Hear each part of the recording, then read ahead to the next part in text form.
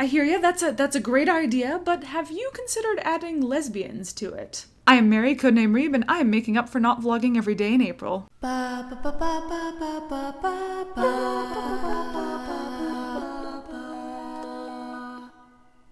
So last night I attended the screenings of a bunch of films made by fourth-year students, including my own. It was totally awesome, and there was a lot of really great films, but I would like to discuss a particular film that showed on Friday. The film, called Modern Mimes, is about two people who live their lives as mimes that meet and fall in love. It's quirky and adorable, but one of my favorite things about the film is the fact that the two people who fall in love are both women. To explain why this is my favorite thing about the film, I have to talk about representation. Right now there are a lot of stories about straight, white, cisgendered men in media. A majority of the main characters that you find in comic books, films, video games, etc. fall into this category. So why it was important to me that this film was about two women who fall in love is because both women and queer people are underrepresented in media. A lot of times when marginalized groups are represented in media, they fit into stereotypes or very specific roles, or the film is specifically about the experience of being part of that marginalized group. While those stories are important to tell, when they're the only stories that feature these marginalized groups, it reduces them to their status as a member of a marginalized group. For example, it's really hard to find any media about a gay person that isn't specifically about them being gay. When that one aspect of your identity becomes the only thing that anyone will ever focus on, it can get super othering. Another example is female characters, who come under a lot of scrutiny from feminists. As a feminist who likes to critically engage with the media I consume, I am always looking for female characters that pass the sexy lamp test. Basically, if you can replace the female character with a sexy lamp and not affect the story in any significant way, then the character is not a fully rounded, well-written character. A lot of people want female characters that break gender stereotypes, that do what they want, that take on more traditionally masculine roles, showing that women don't have to fall into only one aspect of their perceived identity. A lot of other people feel that this continues the heteronormative status quo of valuing the masculine over the feminine. These people want to see traditionally feminine characters whose femininity is not portrayed as a negative, but rather as something that makes them powerful. Because of this, there is a ridiculous standard that female characters cannot possibly live up to. What we need then is not a specific type of female character, but rather a variety of complex, unique female characters. A lot of problems of representation can be solved this way by just having more of these characters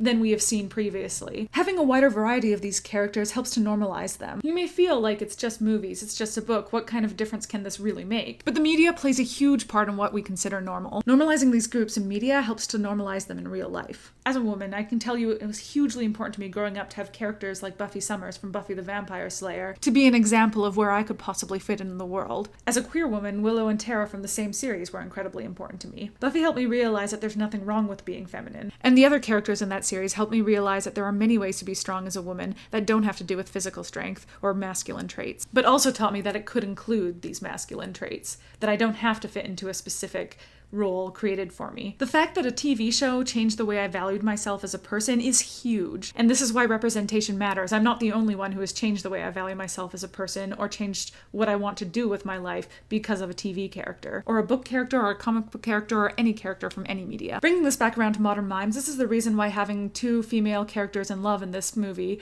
was so important to me. While we had a lot of fun pitching it as the movie about lesbian mimes, the fact that they were lesbians was definitely not a central point of the movie. In fact, the fact that they were lesbians had nothing to do with the plot at all. They were just two characters who were in love who happened to be women. There was literally no reason for these characters to be lesbians or women, other than the fact that there was also no reason for them not to be. This is the kind of representation that helps to normalize these groups. I was recently listening to a panel by the creatives behind the podcast Welcome to Night Vale. One of the questions they received was why they thought so many people had latched onto the podcast. The lead actor in the podcast, Cecil Baldwin, said that he thought it had to do with his fictional counterpart's relationship with Carlos the scientist. Welcome to Night Vale is another example of a queer relationship that is not made a big deal of. In fact, Cecil and Carlos being boyfriends is the least weird thing that happens in Welcome to Night Vale. I'll put a link to the panel below. Cecil Baldwin has a lot of really interesting things to say about the very topic of this video. This representation is also one of the things I really appreciate about the Night Runner series, which I made a few videos on last time I tried VEDA. Okay, I apparently have way too many things to say on this topic, and I'm gonna have to divide it into 2 videos. I'm really not done talking on this topic, but I'm gonna talk about the rest of it tomorrow. The sun has gone down while I was making this video, changing and screwing up the lighting completely. So I guess stay tuned for part 2 tomorrow.